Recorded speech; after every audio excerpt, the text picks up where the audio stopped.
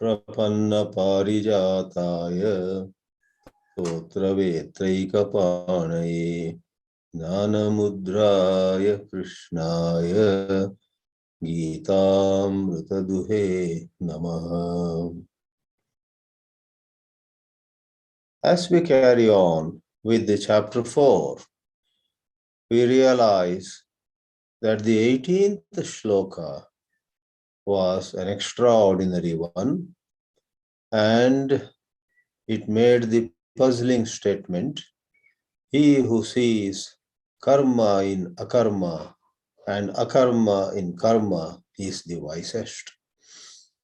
We dwelt on it in some 3 classes, and then we took up 19 and 20 and 21 also, where, just to give some highlights, the very powerful expression Jnanagni Dagda Karma was used. She or he whose actions and results of actions are burnt, are turned to ash through the fire of right seeing. Samyak Darshana is a tremendous fire. And it was said, once someone has that wisdom which acts like fire, no matter what he is doing or not doing, he does not get affected. The 21st verse said, Kuruvan na apnoti kilbisham. Even if one is in the eyes of others doing actions, one does not acquire sin. Shankaracharya in his commentary says kilbisham, which stands for sin, impurity, anishtarupam, papam, dharmancha. If you acquire punya, that also is a bondage from the higher point of view of a mumukshu. If you are a grihastha, if you are interested in collecting more and more punya, that is good to get punya. But if you are a mumukshu, a sannyasi who wants only liberation, then even getting merit in your account causes a kind of bondage. In other words, to exhaust that, you need to, take new birth. You need to get into various situations. It's just like in an ordinary situation. If someone who is absolutely unattached gets a free ticket to go to Europe and come back, that ordinary person will be finding it very difficult to just put it aside. He will see, he or she will see, okay, this has come free for me. And very rarely anybody can get such a big prize. So he plans, he goes to Europe, sees places, because he got so many things free. Travel, hotel, and many things free. He goes. Only 1 in 100 who has a clear understanding, I have better things to do, I have nothing to gain from seeing more of this world. A different state of mind. We are not putting those who travel down, nor are we putting those who refuse to travel above. There are many other factors which decide who goes, who does not go. Traveling and not traveling cannot be a criterion by itself to decide the Vairagya level. Sri Ramakrishna did not travel, stayed in Kolkata. Vivekananda traveled all over the world. Swami Tapovanam did not travel, stayed put in Uttarkashi. Whereas Swami Chinmayanandaji went around the world. So There are many factors that decide who travels, who goes and sees places, who stays put at a single place. But in a certain context, we are saying if one is given the opportunity, those who have certain attachment to seeing places, eating at fancy places, and such things will go. Punya is like that. When you have punya, you will be born again to enjoy that punya, and hardly anyone can stand apart from it. Papam dharmam cha. Dharma is punya. Na apnoti. On this, there is some discussion now. We will see what it is all about. The Purva Pakshi, the imagined opponent, I am talking of Shankara's commentary, raises a question on the word Shariram. Shariram just means related to the body. The Purva Pakshi says, what does it mean? Related to body means work that is merely done by the body. Or does it mean work that is meant just to maintain the body? These are two different things. And Purva Pakshi wants to know which is meant by Sri Krishna in this verse 21. Shariram kevalam karma iti atra kim sharira nirvartyam shariram karma abhipretam. Abhipreta, the abhipraya, is the opinion of the Lord that something sharira nirvartyam. Nirvartana is doing, done by just the body, mind and senses, etc. are standing behind, just watching. Just the body does. Sharira nirvartyam ahosvit.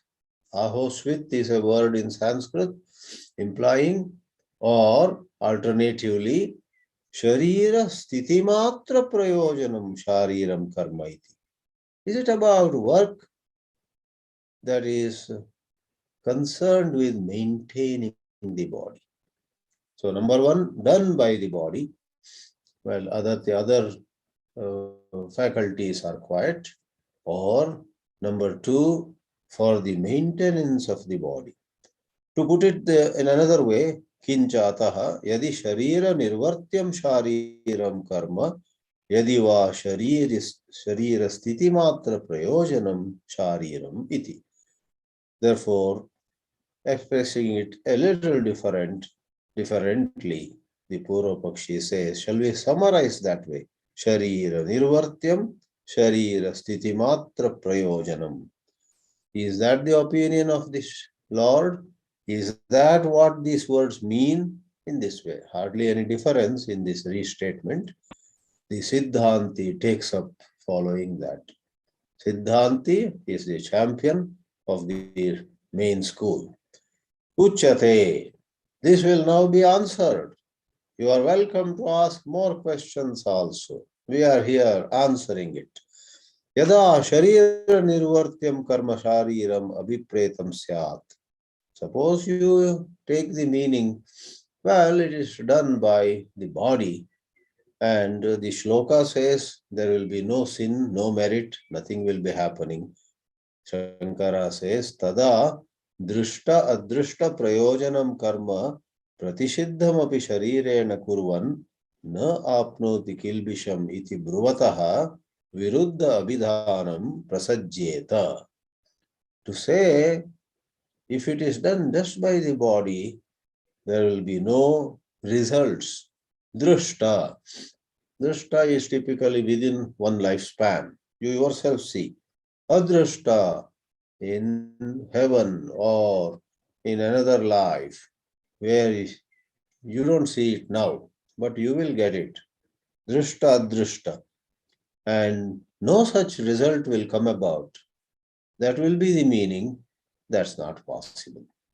Moment the body does some action, The Karma Siddhanta says any karma that is done knowingly or unknowingly by the body or by the body, senses and the mind, etc., will result in karma phala. Therefore, it is said viruddha abhidhanam. It is like saying, if an iron ball falls upon a thin sheet of glass, the glass will not break. The glass will break, whether somebody knowingly dropped it or the ball slipped and fell. The balls slid from some surface above and fell on the sheet of glass. When there is an iron ball falling upon a sheet of glass, the glass will break. Then, what is more, suppose the person is doing Shastriya karma that is prescribed by the noble scriptures. Shastriyancha karma drishta drishta prayojanam sharirena kurvan na apnoti kilbisham ityapi bruvataha aprapta pratisheda prasangaha. So to say, maybe this refers to Shastriya karma prescribed by the Shastras. Then, if you say there is no sin, that is a superfluous, redundant statement. Why? When you do vihita karma, vihita is the adjectival form of vidhi, prescribed work. The prescribed work, of course, doesn't bring sin. Why is Sri Krishna saying that there will be no sin? Prescribed karma will have anyhow no sin. So, aprapta, there is no question. Prapta means a question may arise. Aprapta, nobody doubts that there will be no sin if you do prescribed karma of the Shastras. And to spend a sentence on that, it is like to tell a young boy, drink this hot milk, and if you drink this, you will not have any undesirable effect. You won't have stomach pain, you won't have, burning in the belly and so on. A small glass of hot milk with maybe some, badam or ilaichi and so on is known in the entire world to do good to a healthy young boy. Don't bring some other case where the person has some lactose intolerance and so on. We are talking of a regular case. A glass of milk gives one strength, gives one all nutrition. And to say, drink that, it won't do any harm to you, is superfluous. Aprapta pratisheda prasanga. Who on the earth said hot milk would do harm to a little boy? So, if you say that is a waste of words. And suppose another possibility. Shariram karma kurvan iti visheshanat kevala shabda prayogacha vang manasa nirvartyam karma vidhi pratisheda vishayam dharma dharma shabda vachyam kurvan napnoti kil kurvan prapnoti kil visham ityuktam syat. So the possibility is, the new word here, rest of it is repetition. Vang manasa nirvartyam. Maybe not just the body, but vak, speech, manasa, mind, and speech and mind are also involved in karma, then sin would come. Is that the meaning? Shankara takes it further. Tatrapi Vang manasabhyam vihita anushtana pakshe kilbisha prapti vachanam viruddham apadyeta.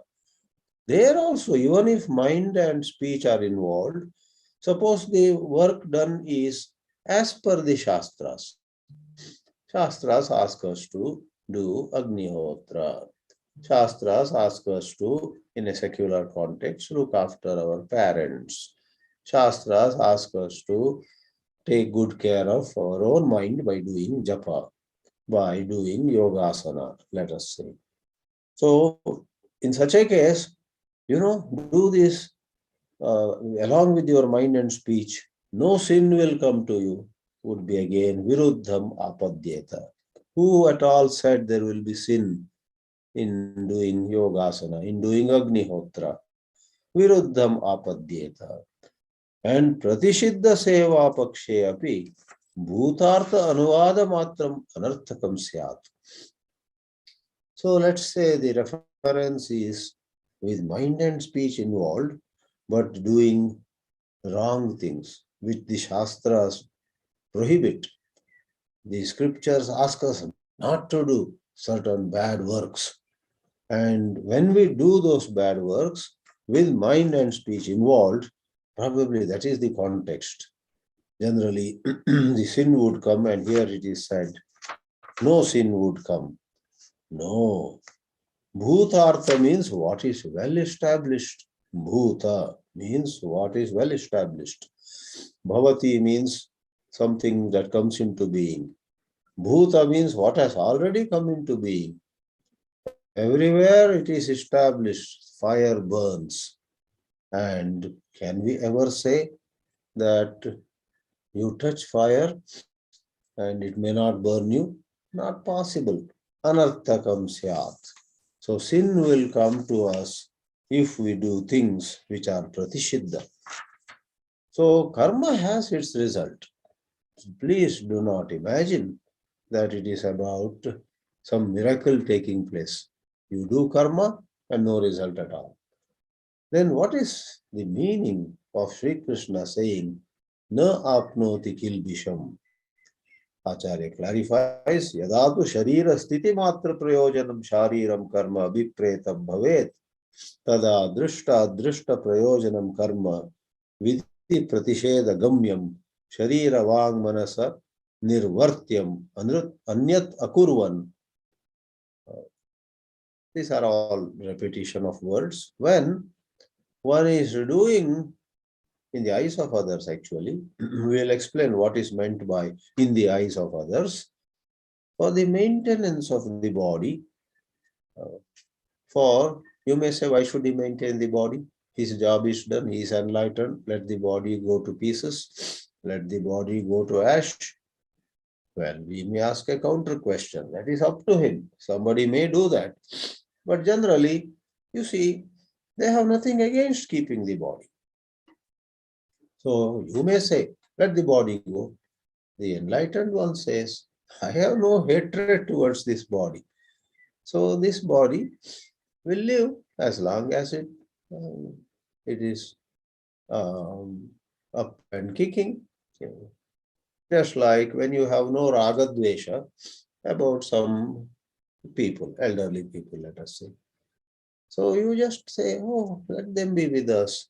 Let them live in this community. Let them live in this, neighborhood.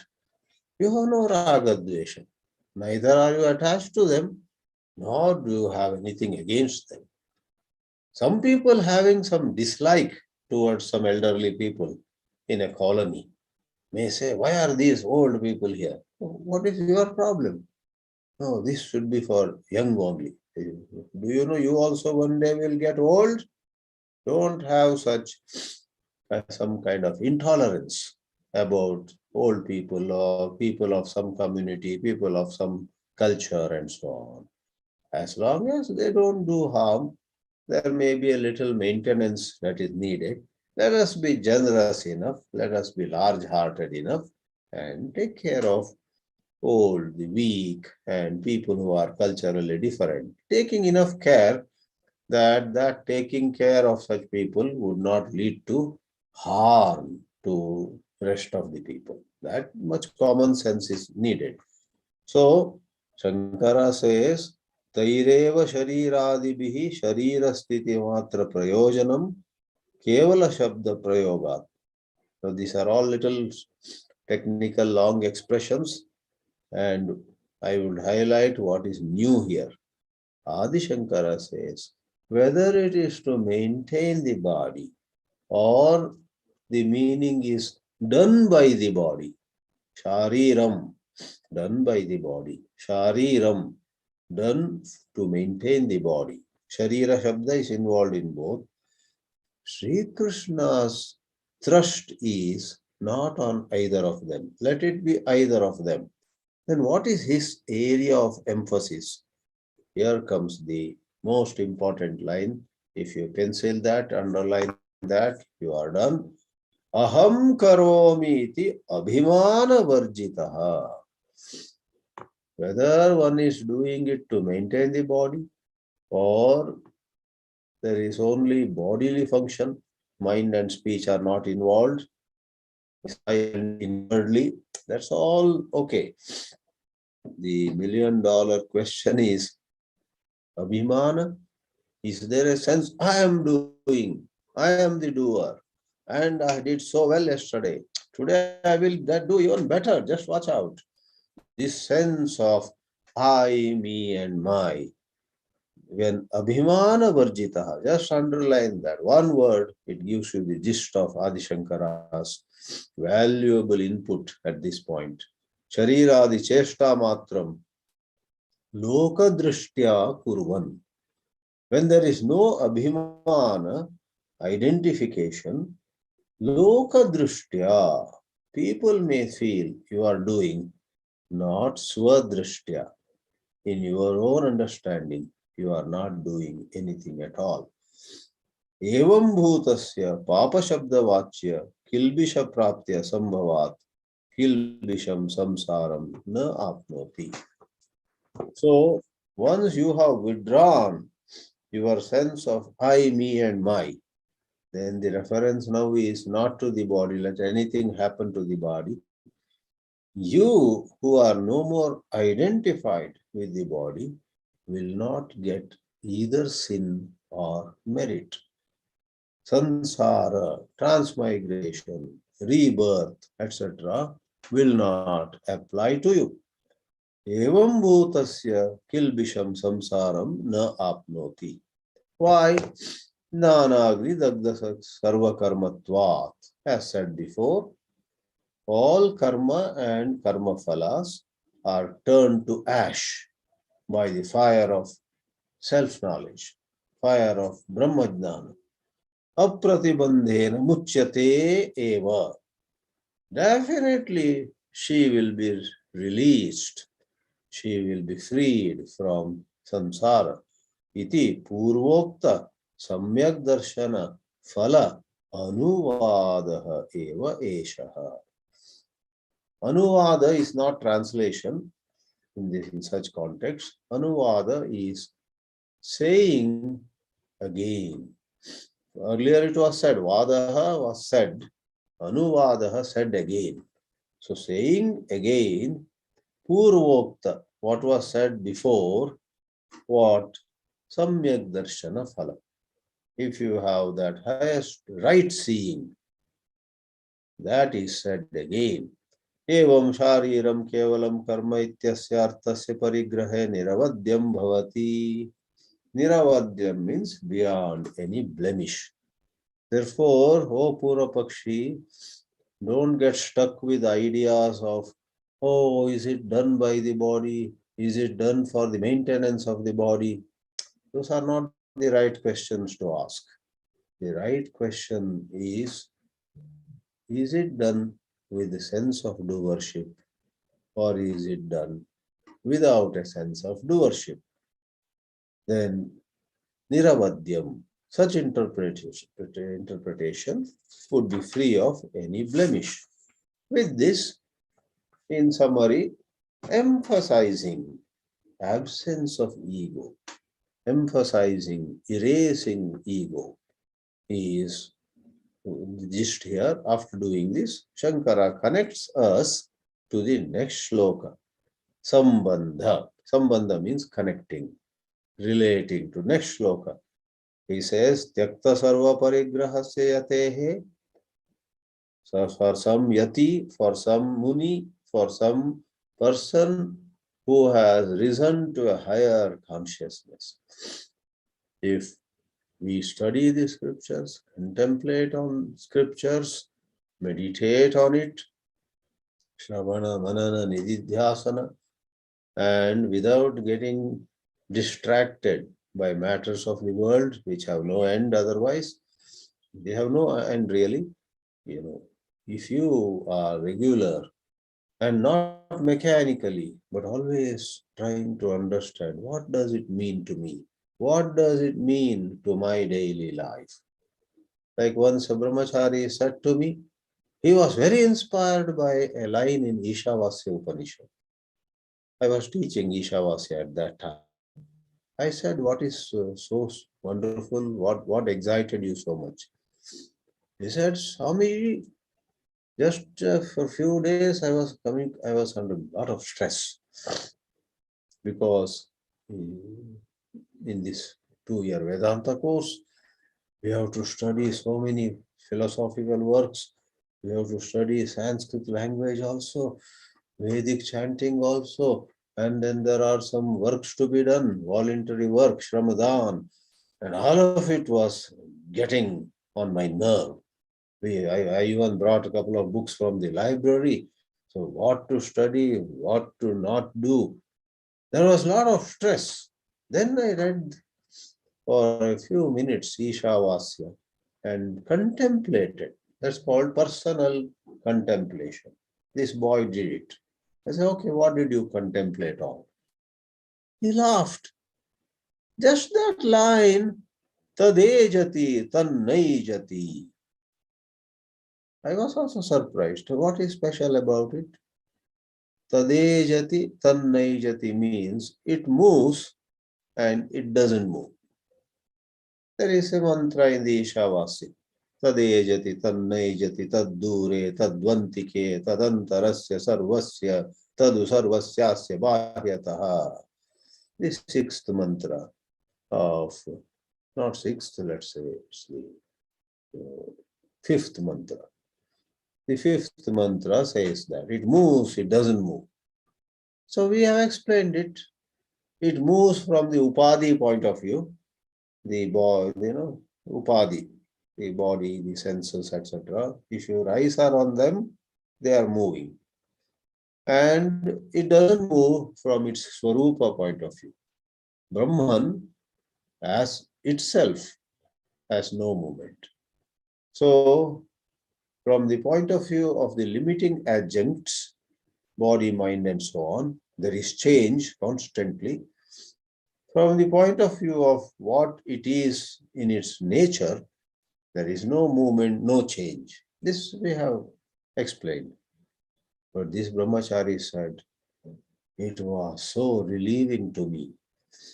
Now, he said, I was under a lot of stress. Then, when I read this Upanishad line and did a bit of personal contemplation, it became clear to me that stress is relevant to the personality. Yes, if one moment I think I am the personality, I am in deep trouble. What to do, what not to do, when to do, whatever I decide to do, with the limited time, so stressful. But if I am not identified with the personality, if I deeply contemplate upon, I am changeless, I am existence awareness, I am ever pure, and this personality is an appearance in me. The personality, all said and done, is a drop in the bucket. I am the akarta, abhokta. That contemplation suddenly gave me such a relief. There may be work to do, but we will do it at the right time. Why carry that idea? Oh, this essay is not completed. That assignment that the Acharya gave is halfway. And I have to memorize this vibhakti or that tinganta. Oh my. This is all mischief of thought. By worrying about them like that, they don't get done anyhow. On the contrary, by worrying about what we need to do, we may get so exhausted, and then even if 2 or 3 hours of free time is available, we won't be able to work because we are so exhausted by the agitations. As, as we say, the thought of work has finished you already. Where is the energy to do work? So, Upanishads have a way of helping you as though come out of the net of thought. Net, you are caught in the net of thought. You come out and you feel everything is fine. This feeling everything is fine is not out of irresponsibility. Please do not misunderstand that you feel everything is fine with sense of, shutting your eyes. The ostrich buries its head in the sand and imagines there is no danger, while some wild animal may come and attack the ostrich. When there are actually problems, and we just say to ourselves, there are no problems, don't think about them. There is no problem at all. Come on, have this ice cream now, and so on. That is irresponsibility. Whereas Upanishadic contemplation helps you realize your ever-free nature and gives you fresh energy, gives you new cheerfulness, makes you, very capable of doing double the work than otherwise. Therefore, he said, Tadejati, Tannaijati. Once I contemplated on it, had a taste of the pure self in me, the quietude, the stillness in me. I felt so good that, all right, yeah, as in management they say, prioritize, focus, execute. You have 20 things to do, put them down, prioritize them. Then take the top priority and work with focus. What is focus? Generally, focus is to be taken and concentrate on that. Steve Jobs gave a 3-minute talk in 1989 or so. It's on the YouTube, a very powerful one. He almost screams, focus is not about taking this or taking that. Focus is about saying strongly no to many other things. In that short video, I had seen it long back, but I chanced upon it 2 days ago. He says in 1989 or so. The problem with Apple, where he came back, I guess, to put it back in order, if that was the historical, moment. So he says there is a mismanagement of engineering here. A lot of bright engineers are doing lot of different things, and they are unable to say no to any idea that comes. Oh, this is a good idea, let us do that. This is a good idea, let us do that. Steve Jobs was known for a rough and little harsh language, and evident even that 3-minute video. He says about all those bright, qualified, talented, maybe a good portion of them from India, be sure. All of them, he says, were doing different things, and there was no sense of what is the goal of this company, what is this company after, and then he adds an expression. It's like so many animals allowed to be in a certain space, and they are all running about such a chaotic condition. Anyway, his thrust was interesting. Saying no. Say no. Then you have focus. So prioritize, and then you take the highest priority, that job. Then as thoughts come about other things that need to be done, no. This is what I am engaged in at this time. Other things as though don't exist. So whatever it is wonderful that brahmachari found It moves, it doesn't move. Both of them were valid. If I am identified with the plane where it moves, there is stress. If I am able to come to the plane where it doesn't move, no stress at all. So you and I, every moment of our life, are carrying two things together. There is blissful, alert, beautiful silence within us every moment. We may not be coming in touch with it. There is also a whole lot of movement of thought. And be careful. Don't get stuck with the movement of thoughts endlessly. Get into the field of thought, do a few things, then get back and stay in the pure consciousness, free of thought.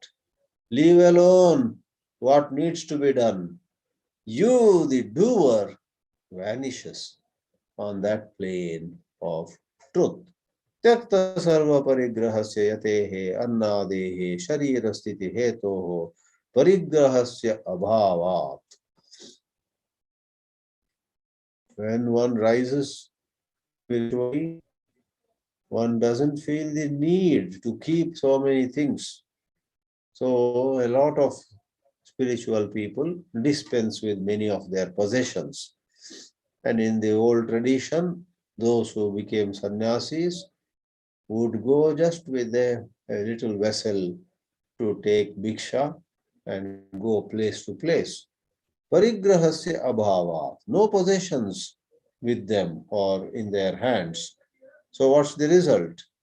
Yachana adina or yachana adina. They beg. That is bhiksha.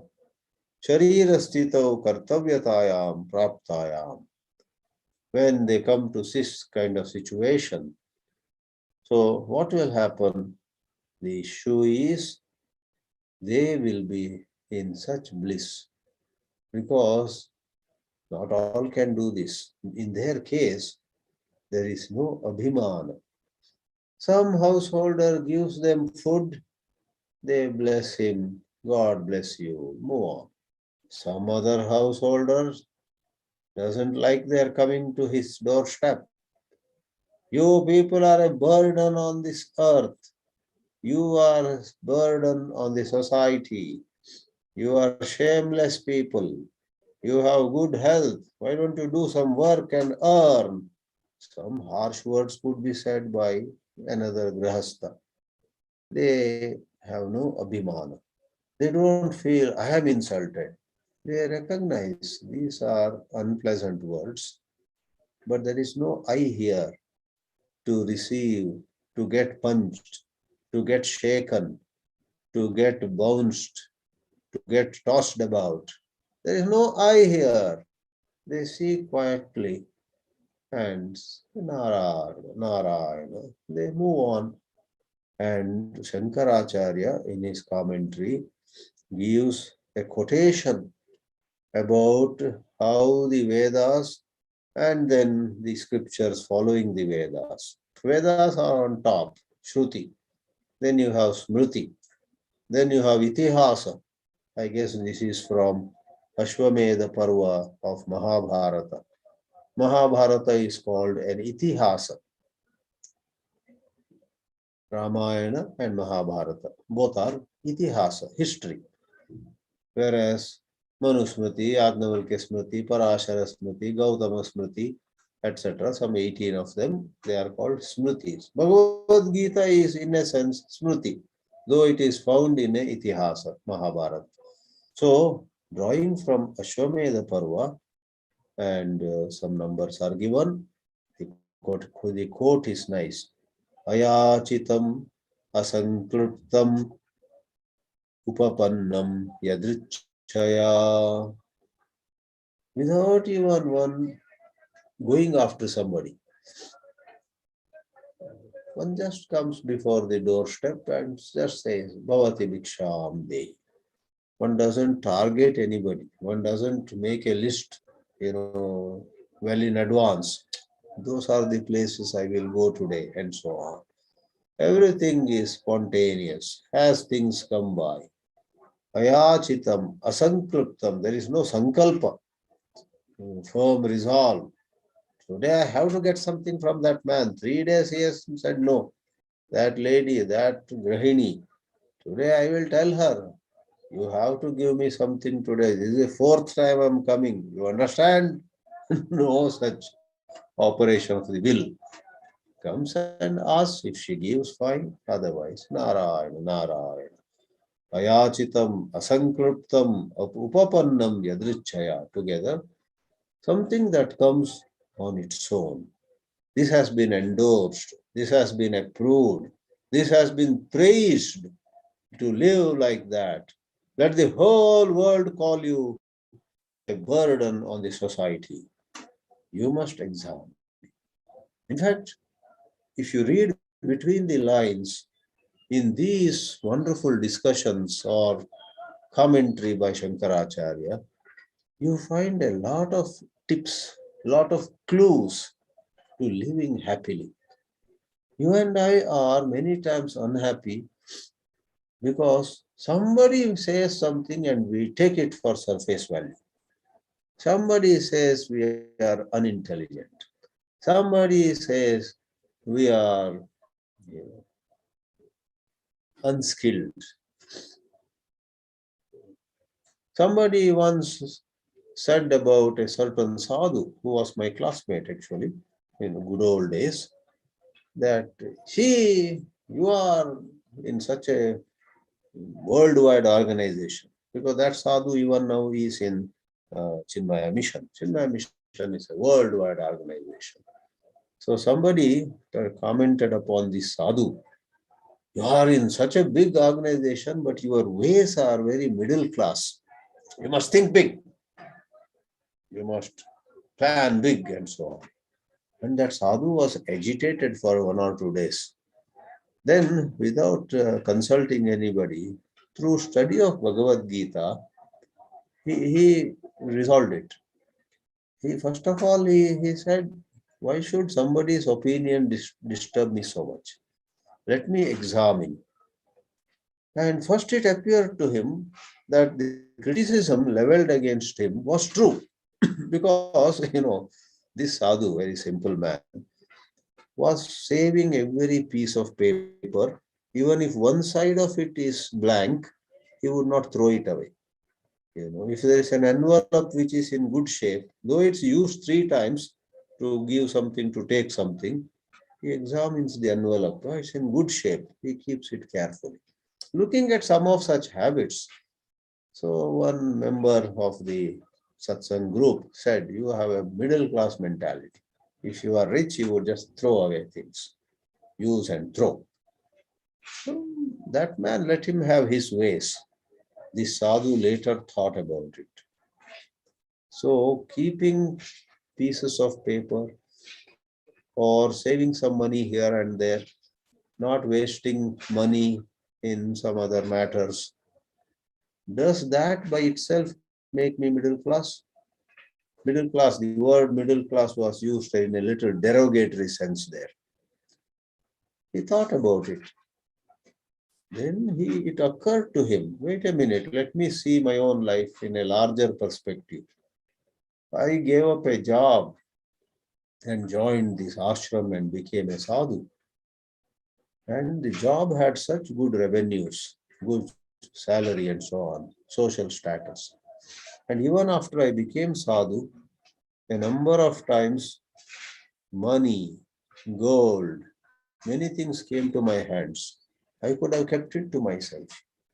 I just promptly or gave it to the organization or used it for some charity. I have, allowed large amounts to pass through my hands to go to charity without keeping it to myself. If I were miserly, thinking about every 50 rupees, every 100 rupees, I would have kept a lot of things with myself. I just And he remembered many examples where he had done some work and somebody else got all the credit. And it pinched him a little bit, but within a couple of seconds, the sadhu shook himself out of those agitations and said, how does it matter? I did not do it for recognition anyhow. So whether I get recognition or that person gets recognition, how does it matter?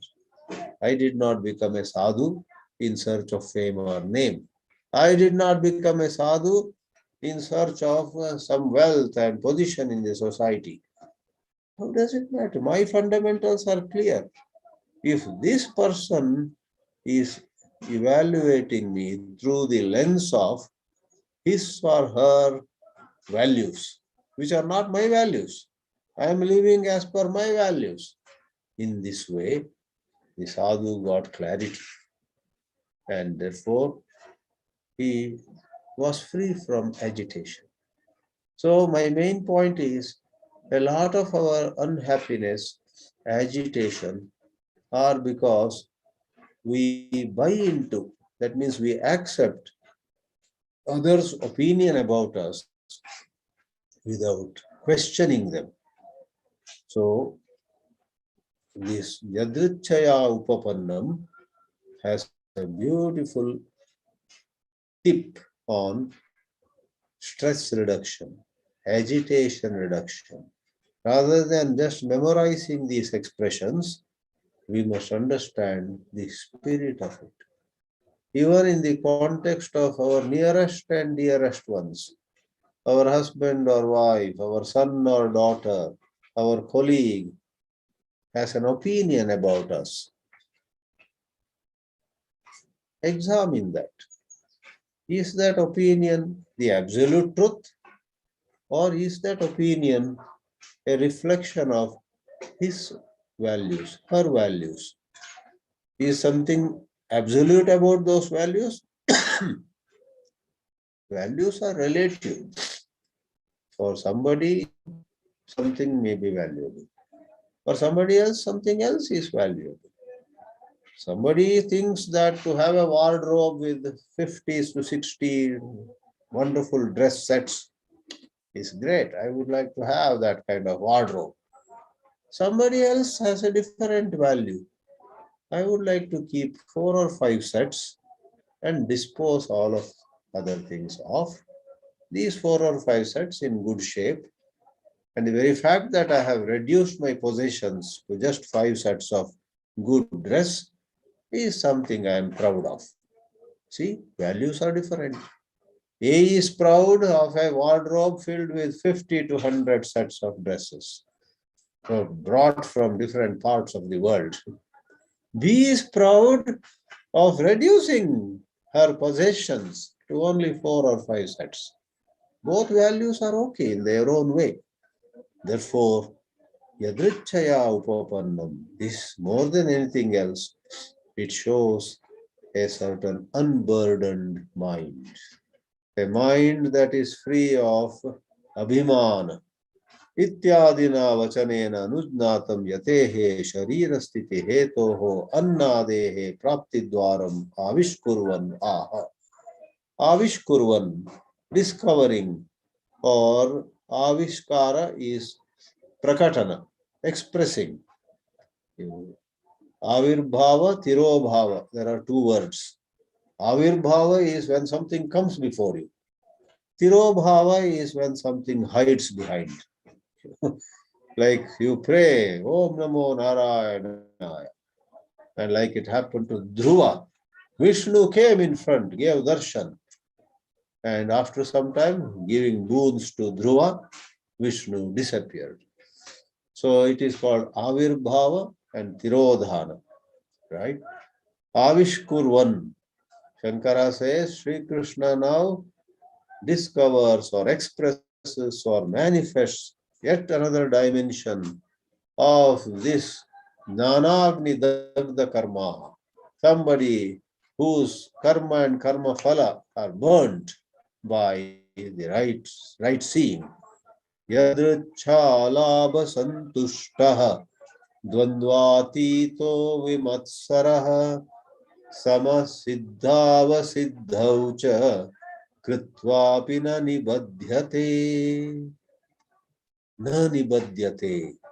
Friends, these are the places where, leave alone moksha, all those high-flown things, in daily life, if you and I wish to remain cheerful, not caught up in some psychological mess, the right understanding of such lokas are the way, are the key. Na nibadhyate. I am not bound. I am not tied up or tied down. I am not shackled. My mother-in-law feels something about me. My own husband sometimes agrees with his mother and puts me down, saying what my mother said is true. You are like this, you are like that. Oh, opinions of people around us are like arrows coming and hitting us. But Bhagavad Gita shows us a way. Let those arrows hit us. There is an art of seeing things where no arrow hurts us. They hit us and fall off as though. When we are happy with what comes to us, yadricha labha santushta. When we do not get into the dvandva, she's good, he is bad, that's nice, this is not nice, and putting labels on people. He is corrupt and she is honest. How do you know? Why do you want to judge? Why do you want to label people? Why do you want to hurriedly pigeonhole people? Somebody up and somebody down. Be aware of certain traits, certain aspects of their behavior, but hold back. Even if they have made a nasty comment about you, though it hurts you a little, don't label her, don't label him. Say that, oh, that person is going around saying such things about me. Let me examine if there is truth in them. And whatever it is, I don't want to hate that person for whatever he has said. Nor am I going to get attached to this person who is constantly praising me. So that is dvandva. Getting attached, getting to hate. Vimatsaraha, free of jealousy, free of envy. Samaha siddhau asiddhau. Friends, you and I have the potential, we have the capacity to remain equipoised, but we have to tap that potential. Then, kritva api na nibadhyate. Even though we are active in the world, we will not be bound. Bandhana is badhyate, nibadhyate. No bandhana, no bondage, na nibadhyate, or just say na badhyate. Gita thus is a moksha shastra, not in that ultimate sense, but even in the day-to-day sense of being liberated from negative emotions and living cheerfully, living with some peace in our heart. Om Namo Bhagavate Vasudevaya.